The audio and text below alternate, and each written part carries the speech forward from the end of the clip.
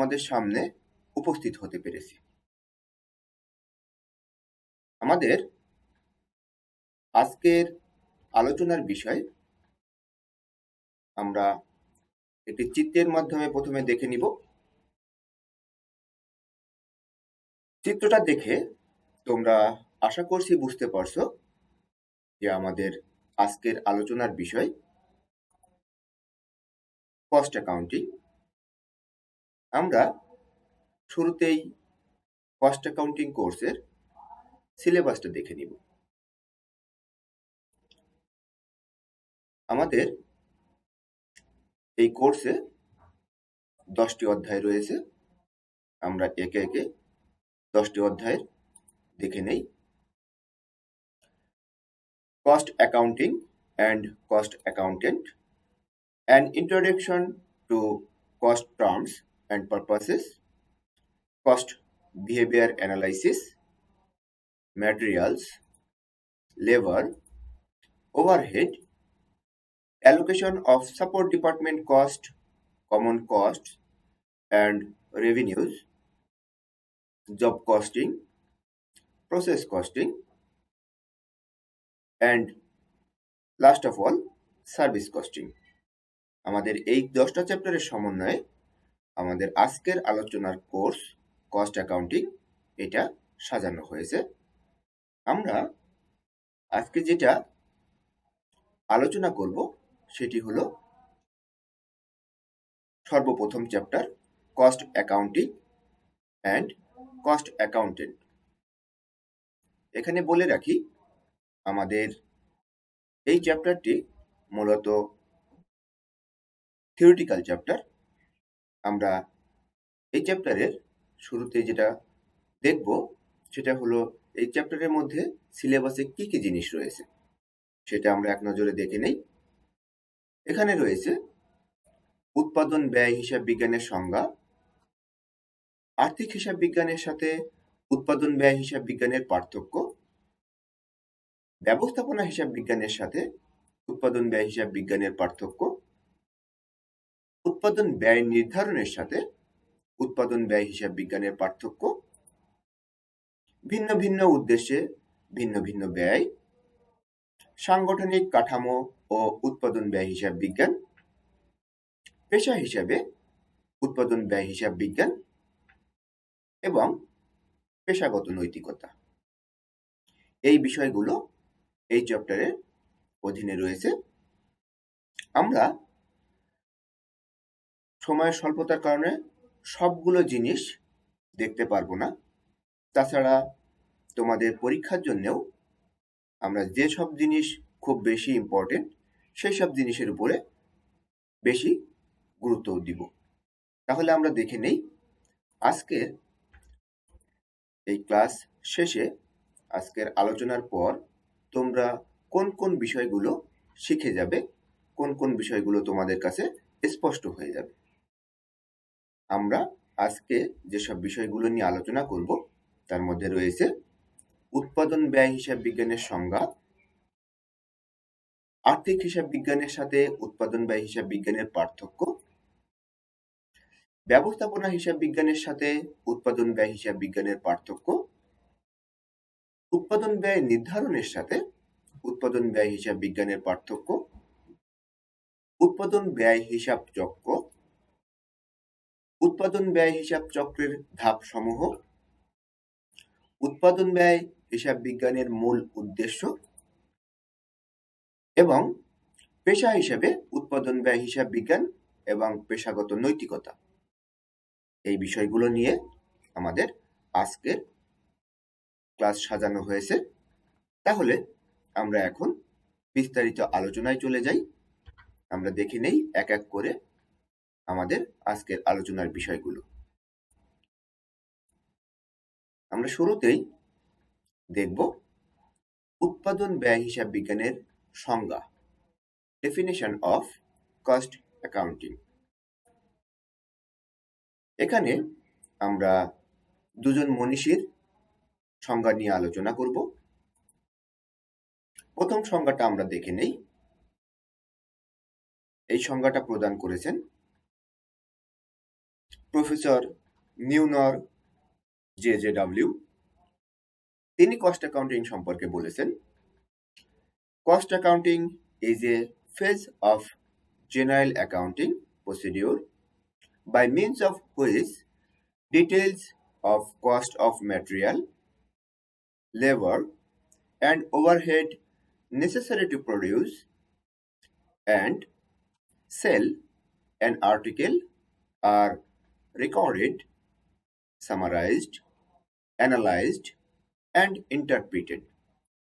এই সংজ্ঞাটাকে আমরা যদি বাংলা করি তাহলে এমন দাঁড়ায়, উৎপাদন ব্যয় হিসাব বিজ্ঞান হলো সাধারণ হিসাব বিজ্ঞানের একটি ধাপ, যার মাধ্যমে কোনো দ্রব্যের উৎপাদন ব্যয় ও বিক্রয় মূল্য নির্ধারণের জন্য উক্ত দ্রব্যে উৎপাদনে ব্যবহৃত কাঁচামাল, শ্রম এবং উপরিব্যয়ের পুঙ্খানুপুঙ্খ বিবরণ লিপিবদ্ধকরণ, সংক্ষিপ্তকরণ ও ব্যাখ্যা বিশ্লেষণ করা হয়।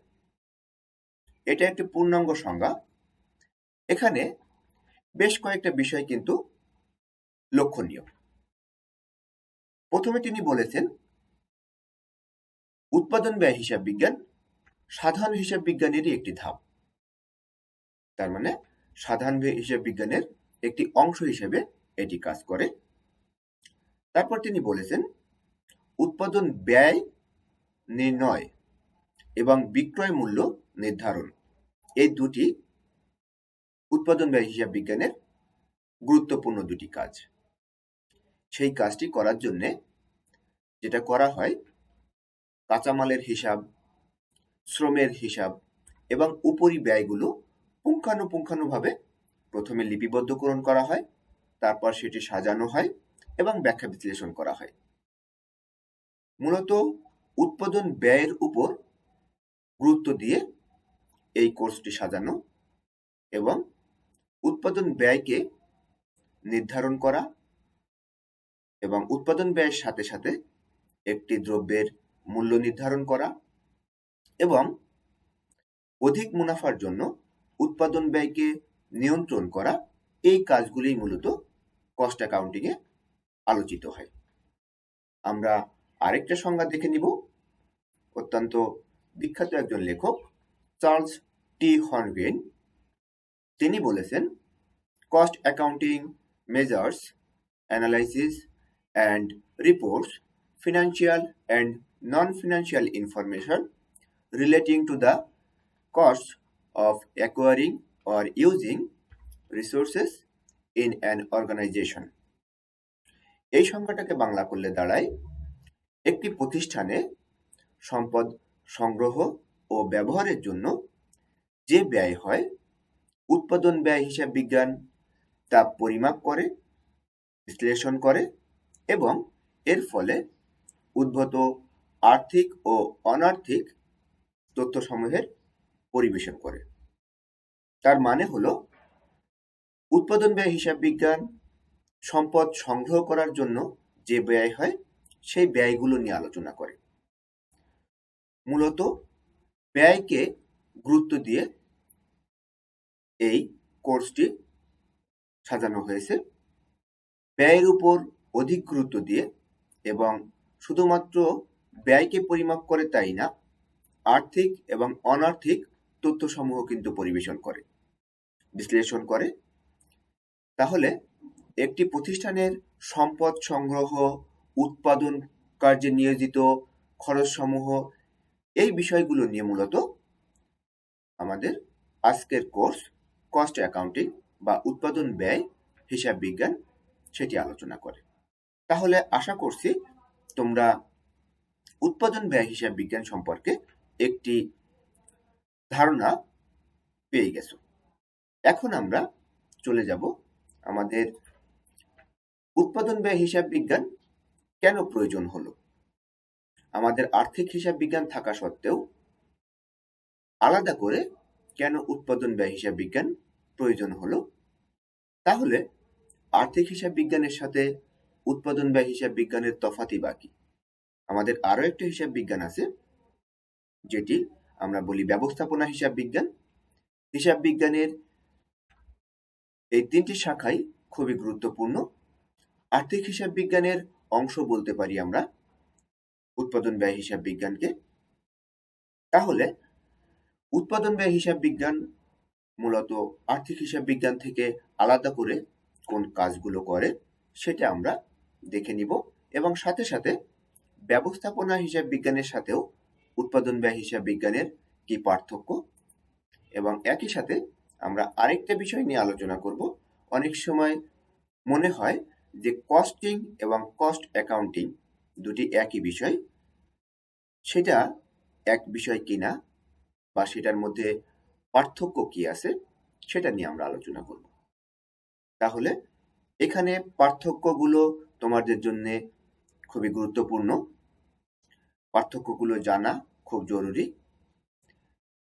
যেহেতু তোমরা এতদিন প্রিন্সিপালস অফ অ্যাকাউন্টিং, সেকেন্ড ইয়ারে ইন্টারমিডিয়েট অ্যাকাউন্টিং পড়েছো, তো এই সাবজেক্টগুলোর সাথে, এই কোর্সগুলোর সাথে উৎপাদন ব্যয় হিসাব বিজ্ঞানের তফাৎ কি, ফিনান্সিয়াল অ্যাকাউন্টিং কি নিয়ে কাজ করে, কস্ট অ্যাকাউন্টিং কি নিয়ে কাজ করে, ফিনান্সিয়াল অ্যাকাউন্টিং এর আওতা, কস্ট অ্যাকাউন্টিং এর আওতা, এই ধরনের বিভিন্ন জিনিস নিয়ে আমরা এই পার্থক্যের মধ্যে আলোচনা করব।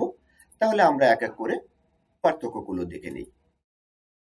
প্রথমেই আমরা দেখব আর্থিক হিসাব বিজ্ঞানের সাথে উৎপাদন ব্যয় হিসাব বিজ্ঞানের পার্থক্যগুলো কি, ডিফারেন্সেস উইথ ফিনান্সিয়াল অ্যাকাউন্টিং। তাহলে পার্থক্যের বিষয়গুলো আমরা প্রথমে লিখব। তোমাদের এখানে বলে রাখি, যখন তোমরা পরীক্ষায় উপস্থাপন করবে তখন পার্থক্যের বিষয়গুলো উপস্থাপন করবে এবং 1-2 করে সাজিয়ে সাথে সাথে পার্থক্যগুলো পাশাপাশি লিখবে। আমাদের আর্থিক হিসাব বিজ্ঞানের উদ্দেশ্য আমরা প্রথমে দেখে নেই। আর্থিক হিসাব বিজ্ঞানের উদ্দেশ্য হলো লাভ ক্ষতি নির্ণয় এবং আর্থিক ফলাফল প্রদর্শন। অন্যদিকে উৎপাদন ব্যয় হিসাব বিজ্ঞানের উদ্দেশ্য হলো পণ্যের ব্যয় নির্ণয় ও নিয়ন্ত্রণ। তাহলে একটা হলো লাভ ক্ষতি নির্ণয় করে, আর একটা হলো পণ্যের ব্যয় নির্ণয় করে এবং সেটি নিয়ন্ত্রণ করে। আর্থিক হিসাব বিজ্ঞান যেহেতু সামগ্রিকভাবে কাজ করে, এই জন্যে আর্থিক হিসাব বিজ্ঞানের আওতা অনেক ব্যাপক। আর্থিক হিসাব বিজ্ঞান উৎপাদনকারী, সেবা প্রদানকারী অথবা মার্চেন্ডাইজিং ইত্যাদি প্রতিষ্ঠানে ব্যবহৃত হয়। মূলত হিসাব বিজ্ঞান বলতে আমরা যেটা বুঝি সেটা আর্থিক হিসাব বিজ্ঞানকেই বোঝানো হয়ে থাকে। পক্ষান্তরে উৎপাদন ব্যয় হিসাব বিজ্ঞানের আওতা কেবলমাত্র উৎপাদনকারী প্রতিষ্ঠান। উৎপাদনকারী প্রতিষ্ঠান বলতে আমরা বুঝি যে পণ্যদ্রব্য বা সেবা উৎপাদন করে এরকম প্রতিষ্ঠানকে আমরা উৎপাদনকারী প্রতিষ্ঠান বলছি। সংশ্লিষ্ট পক্ষের মধ্যে আমরা বলছি আর্থিক হিসাব বিজ্ঞানের সংশ্লিষ্ট পক্ষ শেয়ার হোল্ডারগণ বা মালিক পক্ষ, এবং সাথে সাথে ব্যবস্থাপনা বা অন্যান্য পক্ষ সমূহ। এখানে আমরা আভ্যন্তরীণ পক্ষ এবং বাহ্যিক পক্ষ, এই দুটি পক্ষ আমরা দেখে থাকি, এবং এই দুইটি পক্ষের জন্যই আর্থিক হিসাব বিজ্ঞান তথ্য সরবরাহ করে থাকে। কিন্তু উৎপাদন ব্যয় হিসাব বিজ্ঞান আমাদের প্রতিষ্ঠানের আভ্যন্তরীণ একটি বিষয়। যেহেতু অভ্যন্তরীণ বিষয়, সেক্ষেত্রে এটি শুধুমাত্র ব্যবস্থাপনাকে তথ্য সরবরাহ করে থাকে। আর্থিক হিসাব বিজ্ঞানে একক প্রতি ব্যয় নির্ণয় করা যায় না, এটা আর্থিক হিসাব বিজ্ঞানের একটি সীমাবদ্ধতা। কিন্তু উৎপাদন ব্যয় হিসাব বিজ্ঞানে একক প্রতি ব্যয় নির্ণয় করতে হয় এবং খুব ভালোভাবে এটা নির্ণয় করা যায়, এবং একক প্রতি ব্যয় নির্ণয় করার ফলেই আমরা জানতে পারি যে 1 ইউনিট প্রোডাক্টের জন্য কত টাকা খরচ হয়েছে, এবং সেই 1 ইউনিট প্রোডাক্টের সাথে আমরা আমাদের কাঙ্ক্ষিত মুনাফা যুক্ত করে সেটির মূল্য নির্ধারণ করি। এরপরে আছে আমাদের নিরীক্ষা। তোমরা নিশ্চয়ই জানো পাবলিক লিমিটেড কোম্পানির ক্ষেত্রে নিরীক্ষা বাধ্যতামূলক। প্রতি বছর একজন সার্টিফাইড চার্টার্ড অ্যাকাউন্টেন্ট দিয়ে আর্থিক হিসাব বিজ্ঞান নিরীক্ষা করাতে হয়। আর্থিক হিসাব বিজ্ঞানের বিষয়গুলো সঠিক আছে কিনা সেগুলো যাচাই বাছাই করে দেখতে হয়। কিন্তু উৎপাদন ব্যয় হিসাব বিজ্ঞানের ক্ষেত্রে এরকম বাধ্যবাধকতা নেই। তবে কিছু উৎপাদনকারী প্রতিষ্ঠানের ক্ষেত্রে উৎপাদন ব্যয় হিসাব বিজ্ঞানের নিরীক্ষা বাধ্যতামূলক। গাণিতিক শুদ্ধতার ক্ষেত্রে আমরা বলছি, আর্থিক হিসাব বিজ্ঞানে তোমরা নিশ্চয়ই জানো রেওয়া মিলের মাধ্যমে আমরা গাণিতিক শুদ্ধতা যাচাই করি। কিন্তু উৎপাদন ব্যয় হিসাব বিজ্ঞানে রেওয়া মিলের প্রয়োগ নাই, যে কারণে উৎপাদন ব্যয় হিসাব বিজ্ঞানে গাণিতিক শুদ্ধতা যাচাই করা যায় না। মজুদ মূল্যায়ন। আর্থিক হিসাব বিজ্ঞানে আমরা মজুদ পণ্য মূল্যায়ন করি ক্রয় মূল্য এবং বাজার মূল্যের মধ্যে যেটি কম সেটি ধরে। তোমরা জানো, তোমরা শুনেছ, রক্ষণশীল নীতি অনুসারে এই কাজটি আমরা করি, যে দামটি কম ক্রয় মূল্য এবং বাজার মূল্যের মধ্যে সেটিকে ধরে আমরা সমাপনী মজুদ পণ্য মূল্যায়ন করে থাকি। কিন্তু উৎপাদন ব্যয় হিসাব বিজ্ঞানের ক্ষেত্রে আমরা উৎপাদন খরচের উপর ভিত্তি করে এই মজুদ পণ্যের মূল্যটা নির্ধারণ করে থাকি। আর্থিক হিসাব বিজ্ঞানের যাবতীয় আর্থিক লেনদেনগুলো লিপিবদ্ধ হয়। সকল ধরনের আর্থিক লেনদেন আমরা এখানে লিপিবদ্ধ করি, সেটি উৎপাদনের সাথে জড়িত হোক বা অন্য কিছুর সাথে জড়িত হোক, আমরা সকল ধরনের আর্থিক লেনদেন এখানে লিপিবদ্ধ করি।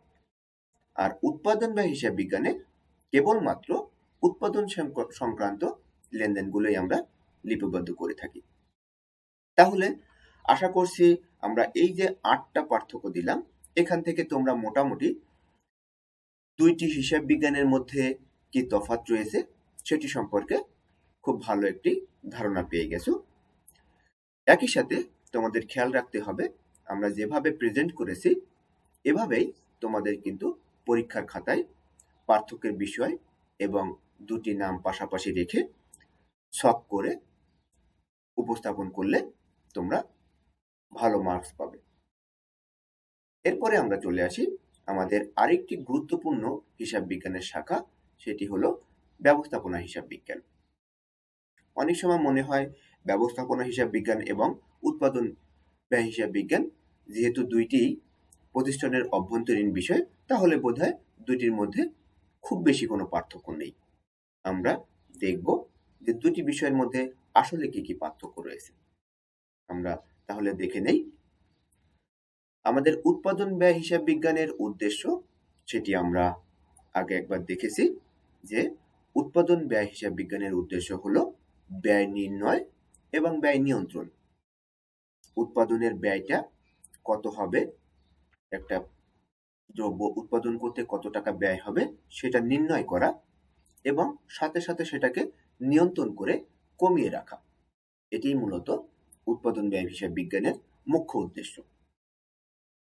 অন্যদিকে ব্যবস্থাপনা হিসাব বিজ্ঞানের উদ্দেশ্য হলো সিদ্ধান্ত পরিকল্পনা ও সিদ্ধান্ত নিয়ন্ত্রণ। মূলত এটি ব্যবস্থাপকদের সাথে জড়িত এবং উচ্চ স্তরের ব্যবস্থাপকদের সাথে জড়িত। এজন্যে এখানে পরিকল্পনা প্রণয়ন এবং সিদ্ধান্তগুলোকে নিয়ন্ত্রণ, বাস্তবায়ন, এই কাজগুলো করা হয়ে থাকে। উৎপাদন ব্যয় হিসাব বিজ্ঞানে আমরা দেখি ব্যয় লিপিবদ্ধকরণ, ব্যয়কে শ্রেণীবদ্ধকরণ, বন্টন, একত্রীকরণ এবং প্রতিবেদন প্রকাশ, এই ধরনের বিভিন্ন কাজ করা হয়ে থাকে। কিন্তু ব্যবস্থাপনা হিসাব বিজ্ঞানে শুধুমাত্র ব্যয়টাকে বিশ্লেষণ করা হয় এবং সে অনুযায়ী সিদ্ধান্ত গ্রহণ করা হয়। উৎপাদন ব্যয় হিসাব বিজ্ঞান ব্যবস্থাপনা হিসাব বিজ্ঞানেরই একটি অংশ বলতে পারো, যে কারণে এর আওতা ছোট। আর ব্যবস্থাপনা হিসাব বিজ্ঞান যেহেতু সার্বিক বিষয়গুলো নিয়ে আলোচনা করে, প্রতিষ্ঠানের আভ্যন্তরীণ সার্বিক বিষয় দেখাশোনা করে, এজন্যে এর আওতা বড়। ব্যবহার নীতিতে আমরা বলছি উৎপাদন ব্যয় হিসাব বিজ্ঞান সর্বজন গ্রাহ্য নীতিগুলো অনুসরণ করে, আর ব্যবস্থাপনা হিসাব বিজ্ঞান পরিস্থিতি সাপেক্ষে প্রাসঙ্গিক নীতি অনুসরণ করে। তার জন্যে কোনো ধরাবাঁধা নিয়ম নাই, ব্যবস্থাপনা যেমনটি মনে করে সেই অনুযায়ী তারা চলতে পারে। প্রতিষ্ঠান নিয়ন্ত্রণ এবং প্রতিষ্ঠানকে সুষ্ঠুভাবে পরিচালনার জন্য যে নীতি অনুসরণ করা উচিত ব্যবস্থাপনা মনে করে সেই নীতি কিন্তু ব্যবস্থাপনা হিসাব বিজ্ঞান অনুসরণ করতে পারে। এদের ব্যবহারকারী কারা? উৎপাদন ব্যয় হিসাব বিজ্ঞানের সাথে জড়িত মধ্যস্তরের এবং উচ্চ স্তরের ব্যবস্থাপকগণ, কিন্তু ব্যবস্থাপনা ব্যয় হিসাব বিজ্ঞানে শুধুমাত্র উচ্চ স্তরের ব্যবস্থাপকগণই জড়িত থাকে। যেহেতু সিদ্ধান্ত গ্রহণের ব্যাপার, এজন্য ব্যবস্থাপনা হিসাব বিজ্ঞানে সিদ্ধান্ত গ্রহণটা এবং সেটি বাস্তবায়ন করাটা বেশি গুরুত্ব দেওয়া হয়, যে কারণে এখানে উচ্চ স্তরের ব্যবস্থাপকদের অংশগ্রহণ থাকে। প্রতিবেদনের সময়কাল। কোনো নির্দিষ্ট সময়ান্তে প্রতিবেদন প্রস্তুত করা হয় উৎপাদন ব্যয় হিসাব বিজ্ঞানে, যেমন 3 মাস হতে পারে, 6 মাস হতে পারে, 1 বছর হতে পারে। কিন্তু ব্যবস্থাপনা হিসাব বিজ্ঞানে এই ধরনের কোনো ধরাবাঁধা সময় নাই। তারা যে কোনো সময় যদি মনে করে তাহলে প্রতিবেদন প্রস্তুত করতে পারে। প্রতিষ্ঠানের প্রয়োজনে যে কোনো সময় ব্যবস্থাপনা হিসাব বিজ্ঞান প্রতিবেদন প্রস্তুত করতে পারে। উৎপাদন ব্যয় হিসাব বিজ্ঞানে তথ্যগুলো সাধারণত সংখ্যাত্মক হয়ে থাকে, কিন্তু ব্যবস্থাপনা হিসাব বিজ্ঞান সংখ্যাত্মক এবং গুণবাচক এই দুই ধরনের তথ্য নিয়েই সিদ্ধান্ত গ্রহণ করে, আলোচনা করে। এবং আইনগত ভিত্তি যদি আমরা বলি তাহলে উৎপাদন ব্যয় হিসাব রক্ষণে আইনের বিধিবিধান মানা হয় কিছুটা, কিন্তু ব্যবস্থাপনার কাজে আইন অত বেশি প্রয়োগ করা হয় না, যে কারণে আইনের বাধ্যবাধকতা কম থাকে। ব্যবস্থাপনা যেমনটি মনে করে তেমনভাবে প্রতিষ্ঠানকে পরিচালনা করতে পারে। তাহলে যদিও দুটি প্রতিষ্ঠানের আভ্যন্তরীণ বিষয়, দুটি ব্যবস্থাপনাকে সহায়তা করে সিদ্ধান্ত গ্রহণে এবং প্রতিষ্ঠান পরিচালনার ক্ষেত্রে, কিন্তু সার্বিকভাবে যদি আমরা বলি তাহলে উৎপাদন ব্যয় হিসাব বিজ্ঞান শুধুমাত্র উৎপাদন বা উৎপাদনের ব্যয় নির্ণয় এবং নিয়ন্ত্রণ, পরিচালনা এবং সেটি সংক্ষিপ্তকরণ, ব্যাখ্যা বিশ্লেষণ, প্রতিবেদন প্রস্তুতকরণ, বন্টন এই ধরনের কাজগুলো করে, কিন্তু সেগুলো সবই উৎপাদন ব্যয়ের সাথে জড়িত। আর ব্যবস্থাপনা হিসাব বিজ্ঞান সেটি একটি প্রতিষ্ঠানের সার্বিক সবকিছুর সাথেই জড়িত থাকে, যে কারণে এটি গুণগত এবং সংখ্যাত্মক দুই ধরনের তথ্য নিয়েই কাজ করে। তাহলে আশা করছি আমাদের হিসাব বিজ্ঞানের এই দুটি গুরুত্বপূর্ণ শাখার মধ্যে কি ধরনের পার্থক্য রয়েছে সেটি তোমরা বুঝতে পেরেছো। এখন আমরা চলে যাব আমাদের আরেকটি পার্থক্য। অনেক সময় মনে হয় যে কস্ট অ্যাকাউন্টিং এবং কস্টিং দুটা বোধহয় একই টার্ম, দুটির মধ্যে হয়তো কোনো পার্থক্য নেই, কিন্তু আসলে দুটি আলাদা টার্ম, দুটির মধ্যে যথেষ্ট পার্থক্য রয়েছে। সেই পার্থক্যগুলো আমরা দেখে নিব। আমরা একে একে 3টি পার্থক্য দেখে নিচ্ছি। এই পার্থক্যগুলো তোমাদের জন্য খুবই গুরুত্বপূর্ণ। আমরা প্রথমে দেখে নিই কস্ট অ্যাকাউন্টিং এর সংজ্ঞা এবং কস্টিং এর সংজ্ঞা। কস্ট অ্যাকাউন্টিং এর সংজ্ঞাগত পার্থক্যের মধ্যে আমরা বলছি কস্ট অ্যাকাউন্টিং হলো উৎপাদন ব্যয় নির্ধারণের কলা কৌশল বা প্রক্রিয়া, আর কস্টিং হলো কোনো দ্রব্য উৎপাদন বা সেবা প্রদান করার জন্য যে মোট ব্যয় হয় তার পরিমাণ নির্ণয় করার কৌশলকে কস্টিং বলে। তার মানে কস্টিংটা শুধুমাত্র ব্যয়টাকে নির্ণয় করে, আর কস্ট অ্যাকাউন্টিং শুধু নির্ণয় করে না, সেটিকে নিয়ন্ত্রণ করে, সেটিকে বন্টন করে, সেটিকে প্রতিবেদন আকারে প্রকাশ করে, এই ধরনের বিভিন্ন কাজ করে থাকে। ফলে আমরা বলতে পারি যে কস্টিং হলো কস্ট অ্যাকাউন্টিংয়েরই একটি অংশ। যদি পরিসরের কথা বলি তাহলে স্বাভাবিকভাবেই কস্ট অ্যাকাউন্টিংয়ের পরিসর ব্যাপক বড় হয়ে থাকে, কিন্তু কস্টিং যেহেতু শুধুমাত্র ব্যয়টাকে নির্ণয় করে, এজন্যে স্বাভাবিকভাবেই তার আওতা কিন্তু ছোট। তাহলে আমরা দেখি যে কি কি নিয়ে আলোচনা করে কস্ট অ্যাকাউন্টিং। দ্রব্যের ব্যয় ও বিক্রয় মূল্য নির্ধারণ, মজুদ মূল্যায়ন, কার্যনির্বাহী পরিকল্পনা প্রণয়ন ও নিয়ন্ত্রণ, বিশেষ ব্যবস্থাপকীয় সিদ্ধান্ত গ্রহণ ইত্যাদি কস্ট অ্যাকাউন্টিংয়ের পরিধির অন্তর্ভুক্ত। তার মানে কস্ট অ্যাকাউন্টিং কস্টের সাথে রিলেটেড অনেকগুলো বিষয় নিয়ে কাজ করে। আর কস্টিং এর পরিধি শুধুমাত্র ব্যয় নির্ধারণের কাজে ব্যবহৃত হয়, ফলে এর পরিধি স্বাভাবিকভাবেই সীমিত হয়, ছোট হয়ে থাকে। হিসাব পদ্ধতি কস্ট অ্যাকাউন্টিং এর ক্ষেত্রে নীতির এবং কাঠামোগত হিসাব পদ্ধতির প্রয়োজন হয়। কিছু কিছু নীতি এখানে মেনে চলা হয়, কিন্তু কস্টিং এর ক্ষেত্রে এরকম কোনো কাঠামোবদ্ধ পদ্ধতি নাই, এটি খুব বেশি বাধ্যবাধকতা নাই। কার্যপ্রণালীর ক্ষেত্রে আমরা বলছি ইহা প্রয়োজনীয় তথ্য প্রণয়নের জন্য ব্যয় বিশ্লেষণ করে। আর কস্টিং ব্যয়ের উপাদান ভিত্তিক শ্রেণীবিভাগ করে ব্যয় একক ও ব্যয় কেন্দ্রের মধ্যে ব্যয়ের বন্টন করে থাকে।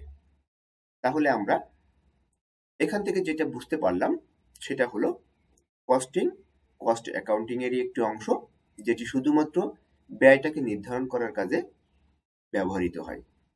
আর কস্ট অ্যাকাউন্টিং শুধু ব্যয়কে নির্ধারণই করে না, ব্যয়কে নিয়ন্ত্রণ করে, সিদ্ধান্ত গ্রহণ করে, বাজেট প্রণয়ন করে, এই ধরনের বিভিন্ন কাজ যেটি উৎপাদন ব্যয়ের সাথে জড়িত, সে ধরনের কাজগুলো কস্ট অ্যাকাউন্টিং করে থাকে। তাহলে আশা করছি তোমরা এই দুটি বিষয় এখন বুঝতে পেরেছো যে দুটি বিষয় আসলে এক না, দুটি বিষয় আলাদা।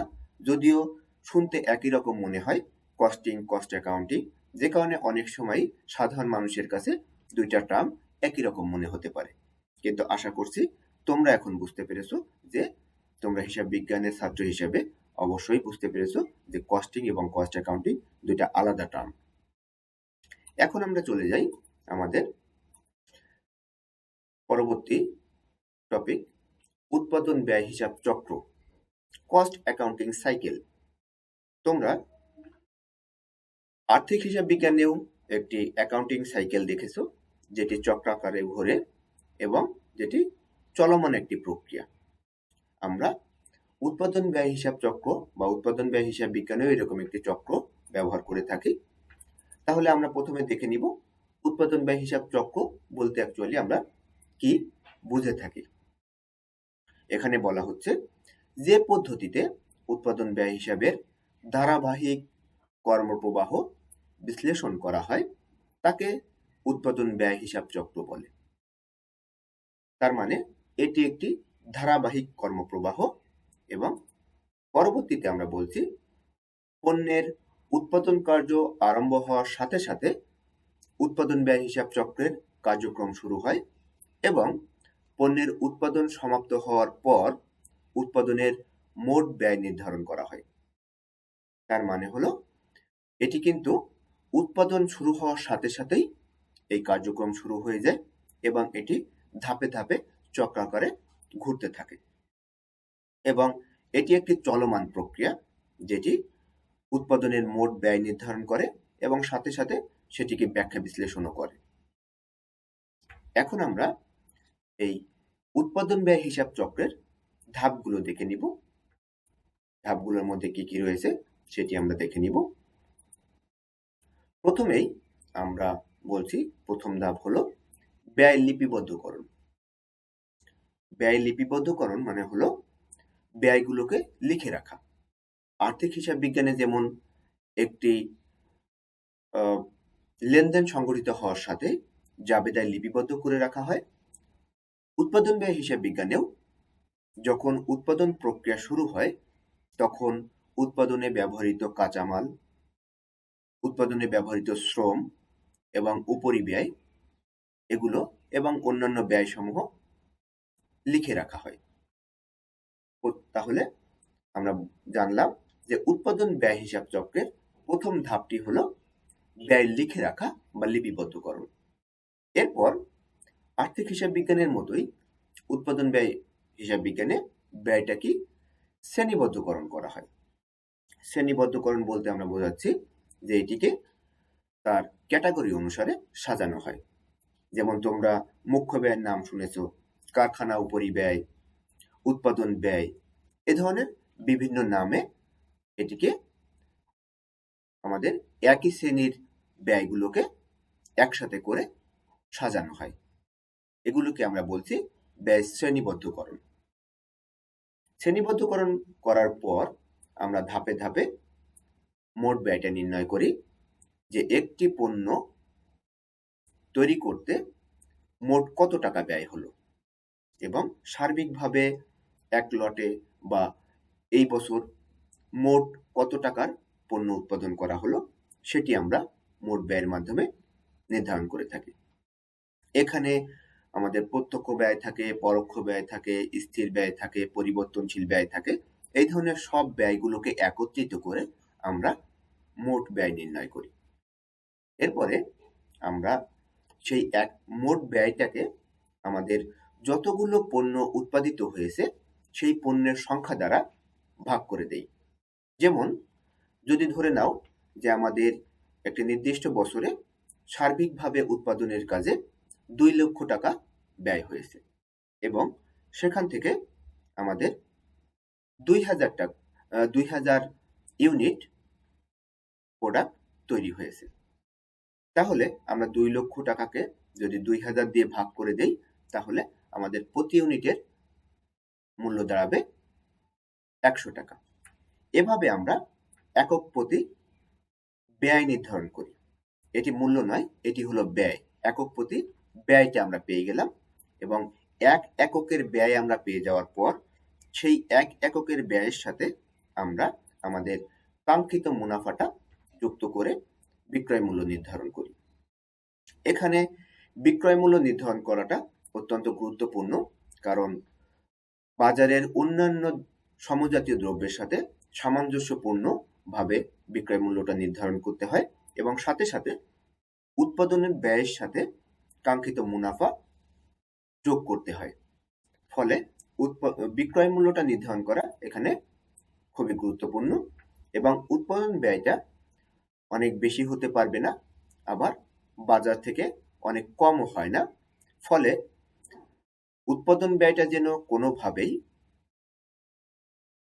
বেশি না হয়ে যায়, এ কারণে ব্যয়টা নিয়ন্ত্রণ করা অত্যন্ত গুরুত্বপূর্ণ। এজন্যে আমরা এই ধাপে ব্যয়টাকে নিয়ন্ত্রণ করে থাকি।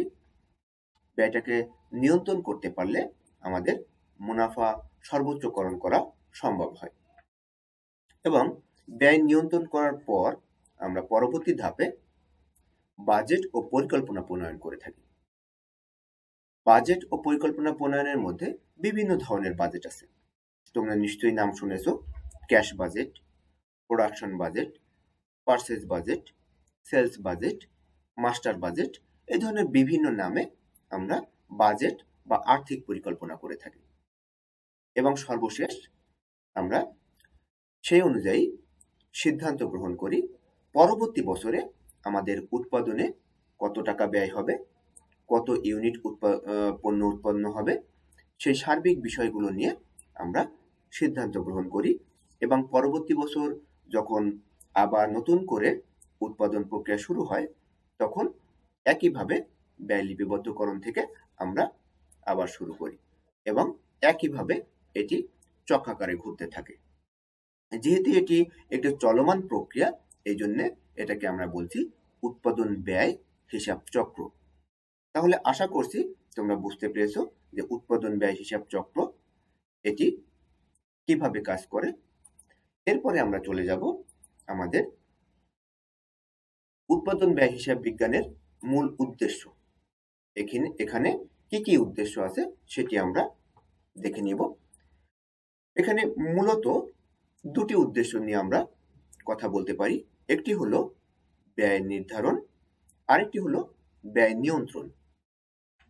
ব্যয় নির্ধারণ বলতে আমরা বুঝি যে একটি পণ্যের সার্বিকভাবে কত টাকা ব্যয় হলো সেটি নির্ধারণ করা, বা কত টাকা ব্যয় হবে সেটি নির্ধারণ করা।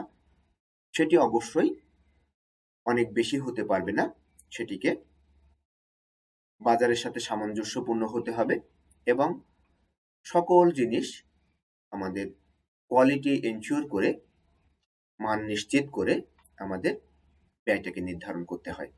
ফলে বাজারে টিকে থাকা, অন্যান্য পণ্যগুলোর সাথে প্রতিযোগিতা করতে সহজ হয়। আর ব্যয় নিয়ন্ত্রণ বলতে আমরা যেটা বুঝে থাকি সেটি হলো কোনো অবস্থায় অপচয় করা চলবে না। অপচয়টাকে অবশ্যই রোধ করতে হবে। অপচয়টাকে রোধ করতে না পারলে আমাদের কিন্তু ব্যয় নিয়ন্ত্রণ করা সম্ভব হয় না। এজন্যে একটি প্রবাদ আছে, অপচয় রোধ আগে, লাভের চিন্তা পরে। তার মানে কোনো অবস্থায় যদি অপচয় বেশি হয়ে যায় তাহলে কিন্তু আমাদের সেই প্রতিষ্ঠানে লাভ সর্বোচ্চকরণ সম্ভব হয়ে ওঠে না। লাভ হয়তো হয় কিন্তু কাঙ্ক্ষিত পর্যায় পর্যন্ত সেটা উন্নীত করা সম্ভব হয় না। এজন্যে অপচয়টা অবশ্যই রোধ করা অত্যন্ত গুরুত্বপূর্ণ। এরপরে এই যে অপচয়টা যদি আমরা রোধ করতে পারি তাহলে কিন্তু আমাদের যে মুনাফা সর্বোচ্চকরণ, প্রফিট ম্যাক্সিমাইজেশন নামে একটা টার্ম আছে, সেটি আমরা নিশ্চিত করতে পারি। এটি কেন প্রয়োজন? কারণ হলো আমরা যদি বাজার মূল্যের সাথে সামঞ্জস্যপূর্ণ মূল্য নির্ধারণ করতে না পারি, বাজার মূল্য থেকে যদি আমাদের উৎপাদন ব্যয় অনেক বেশি হয়ে যায় তাহলে আমাদের পক্ষে স্বাভাবিকভাবেই মূল্যটা অনেক বেশি নির্ধারণ করতে হয়। এবং বাজার মূল্য থেকে যদি সমজাতীয় পণ্য থেকে অনেক বেশি মূল্য নির্ধারিত হয় তাহলে সেক্ষেত্রে কিন্তু এই পণ্যটা বিক্রি করা মুশকিল হয়ে দাঁড়ায়। ফলে পণ্য অবিক্রিত রয়ে যায় এবং পণ্য যদি অবিক্রিত রয়ে যায় তাহলে সেখান থেকে কাঙ্ক্ষিত মুনাফা অর্জন করা সম্ভব নয়। ইভেন পুঁজিও উঠিয়ে আনা অনেক সময় মুশকিল হয়ে দাঁড়ায়। আবার যদি উল্টা করে ভাবি, যদি বাজারে সামঞ্জস্যপূর্ণ যে পণ্যগুলো রয়েছে তাদের যে বিক্রয় মূল্য আছে সেখান থেকে যদি আমরা কম মূল্যে বা অনেক কম মূল্যে বিক্রয় মূল্য নির্ধারণ করি তাহলে অনেক সময় আমাদের কাঙ্ক্ষিত মুনাফা অর্জিত হয় না।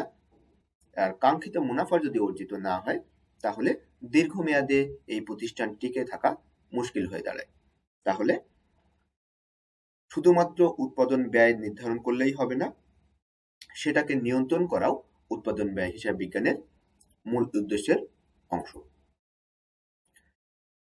এরপরে আমরা দেখব পেশা হিসাবে উৎপাদন ব্যয় হিসাব বিজ্ঞান বা cost accounting as a profession. হিসাব বিজ্ঞানে তিনটি প্রধান ক্ষেত্র রয়েছে হিসাব বিজ্ঞান পেশার ক্ষেত্রে। আমরা সেটি একে একে দেখে নেই। এখানে পাবলিক অ্যাকাউন্টিং, প্রাইভেট অ্যাকাউন্টিং এবং অমুনাফা অ্যাকাউন্টিং, এই তিনটি ক্ষেত্রের কথা আমরা জানি। পাবলিক অ্যাকাউন্টিংয়ে যারা কাজ করে, যারা প্রফেশনাল অ্যাকাউন্টেন্ট, চার্টার্ড অ্যাকাউন্টেন্ট, তারা মূলত পাবলিক অ্যাকাউন্টিং এই সেক্টরে কাজ করে। তারা মূলত স্বাধীন ফার্মের মাধ্যমে, তাদের নিজেদের ফার্মের মাধ্যমে এই কাজগুলোতে তারা করে থাকেন।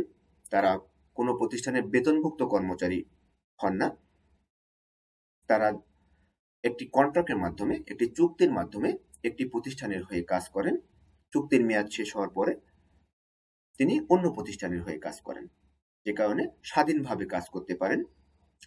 পাবলিক অ্যাকাউন্টিং এর ক্ষেত্রে তিনটি প্রধান ক্ষেত্র হলো অডিট বা নিরীক্ষা, কর বা ট্যাক্স, আর আরেকটি হলো কনসালটেন্সি বা পরামর্শ, ব্যবসায় সংক্রান্ত পরামর্শ।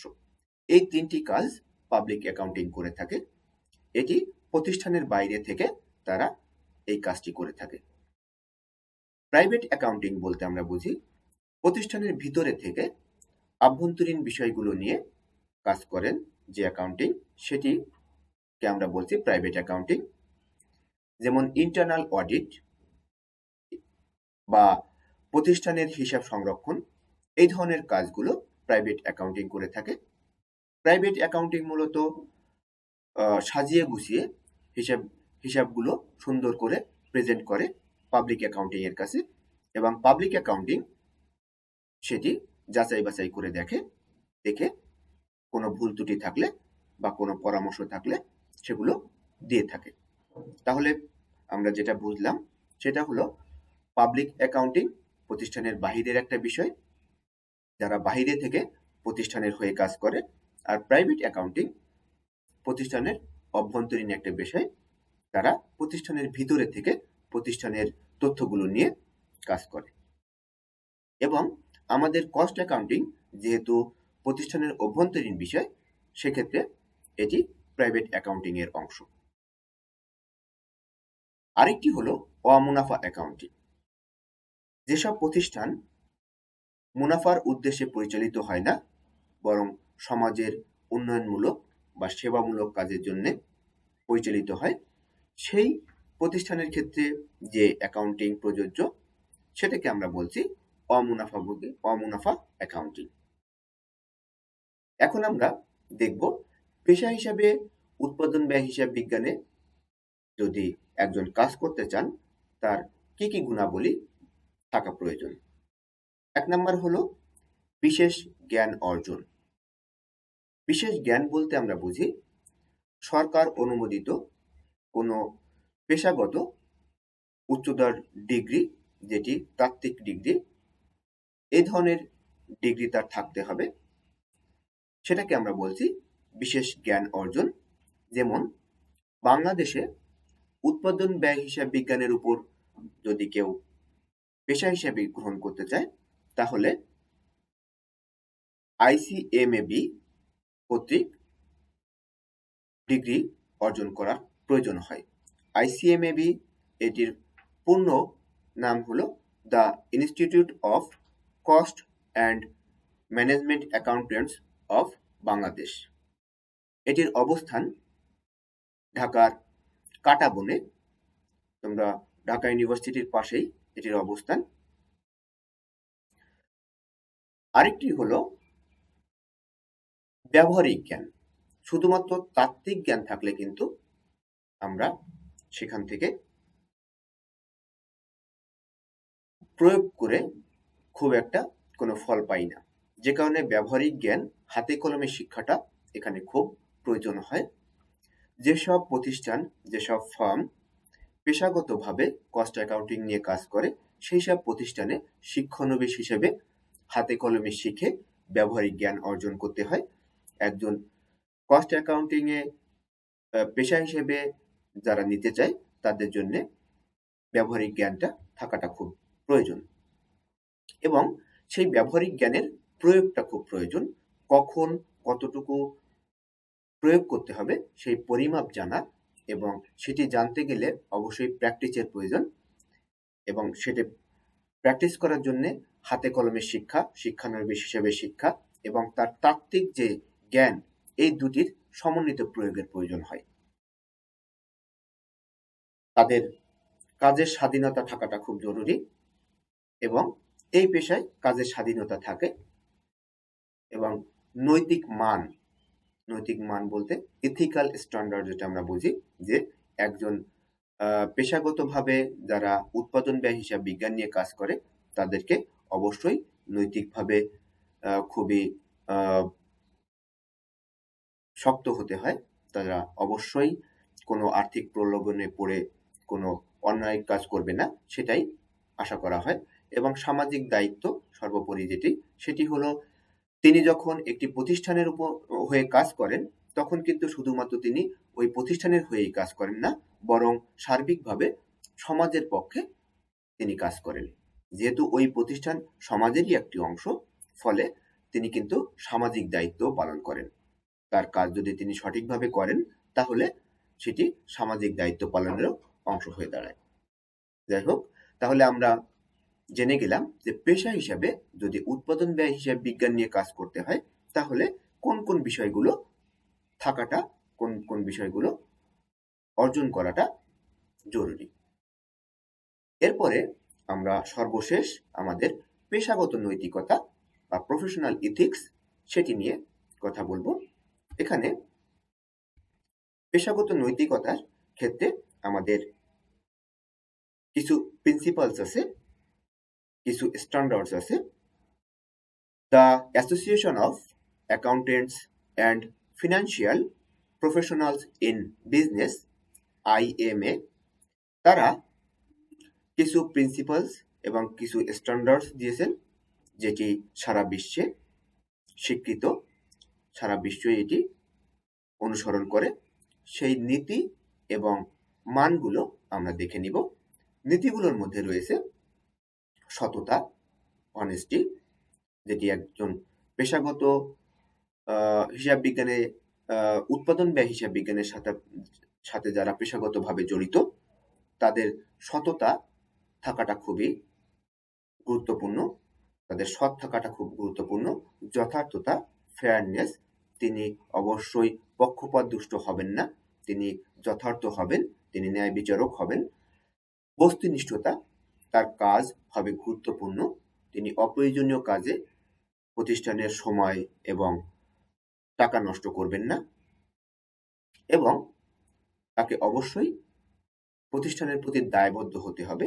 দায়িত্ব নিয়ে প্রতিষ্ঠানকে আরো সামনের দিকে, আরো বেশি মুনাফা অর্জন করার দিকে এগিয়ে নিয়ে যেতে হবে। সেটাই হলো পেশাগত নৈতিকতার যে নীতিগুলো রয়েছে, এই 4টি নীতি রয়েছে, এটি সারা বিশ্বেই স্বীকৃত। এখানে কিছু মান রয়েছে, কিছু স্ট্যান্ডার্ডস রয়েছে, আমরা মানগুলো দেখে নেই। একটি হলো দক্ষতা, কম্পিটেন্স। একজন উৎপাদন ব্যয়ের সাথে জড়িত পেশাগত ভাবে তাকে অবশ্যই তার প্রফেশনে, তার পেশায় দক্ষ হতে হবে। সেটি তাত্ত্বিক জ্ঞানে দক্ষ হতে হবে, ব্যবহারিক জ্ঞানে দক্ষ হতে হবে, এবং সেটা প্রয়োগের ক্ষেত্রে দক্ষ হতে হবে। তাকে অবশ্যই গোপনীয়তা মেনে চলতে হবে। তিনি অবশ্যই কোনো আর্থিক প্রলোভনে হোক বা অন্য কোনো কারণে প্রতিষ্ঠানের কোনো গোপন তথ্য বাহিরে প্রকাশ করবেন না। যে কোনো পরিস্থিতিতেই তিনি এটি গোপন রাখবেন, সেটিকে আমরা বলছি কনফিডেন্সিয়ালিটি বা গোপনীয়তা। ন্যায়পরায়ণতা, ইন্টিগ্রিটি, প্রতিষ্ঠানের প্রতি তার ইন্টিগ্রিটি থাকবে, তিনি ন্যায়পরায়ণ হবেন, তিনি অন্যায় করবেন না, তিনি প্রতিষ্ঠানের ক্ষতি হোক এমন কিছু করবেন না। এবং সর্বশেষ বিশ্বাসযোগ্যতা। প্রতিষ্ঠান বা প্রতিষ্ঠানের মালিক পক্ষ, ব্যবস্থাপকগণ, তারা যেন আস্থা রাখতে পারে, বিশ্বাস রাখতে পারে, সেটি নিশ্চিত করা কিন্তু এই প্রফেশনে অত্যন্ত গুরুত্বপূর্ণ। এটিকে আমরা বলছি ক্রেডিবিলিটি বা বিশ্বাসযোগ্যতা, আস্থার একটি জায়গা তৈরি করা। তো এই ছিল মোটামুটি আমাদের আজকের আলোচনার বিষয়। তো তোমরা আশা করছি এই কোর্সের আমাদের আজকের আলোচনার বিষয় ছিল কস্ট অ্যাকাউন্টিং, এবং তার প্রথম অধ্যায় নিয়ে আমরা আজকে আলোচনা করলাম। আশা করছি তোমরা সকলে বুঝতে পেরেছো, একটি সার্বিক ধারণা এই অধ্যায় সম্পর্কে আমি তোমাদের দিতে পেরেছি। এই অধ্যায় আজকের লেকচার তৈরি করার জন্য আমি 4টি বইয়ের সহায়তা নিয়েছি। তোমরা চার্লস টি হর্নগেন, যেটির একটি সংজ্ঞা আমি তোমাদের দিয়েছিলাম, এটি একটি বিদেশি রাইটারের বই। এছাড়াও আমরা বাংলাদেশে commerce publication, Azizia book depot এবং সমন্বয় প্রকাশনী, এই 3টি বইয়ের সহায়তা নিয়েছি। তোমরা এই 3টি বইও দেখতে পারো, এবং সাথে সাথে চার্লস টি হর্নগেনের বইটিও অত্যন্ত ভালো। তো তোমরা এই 4টি বই তোমাদের পড়ালেখার কাজে এই কোর্সকে সাজানোর কাজে, এই কোর্সকে আরো অধ্যয়নের কাজে ব্যবহার করতে পারো। তো এতক্ষণ যারা সাথে ছিলে, যারা ধৈর্য ধরে এই ক্লাসটি করেছো, তাদের সার্বিক মঙ্গল কামনা করছি। তোমরা সাবধানে থাকবে, সুস্থ থাকবে এবং তোমাদের জন্য অনেক অনেক দোয়া এবং শুভকামনা জানিয়ে আজকে আমাদের লেকচার শেষ করছি। আল্লাহ হাফেজ।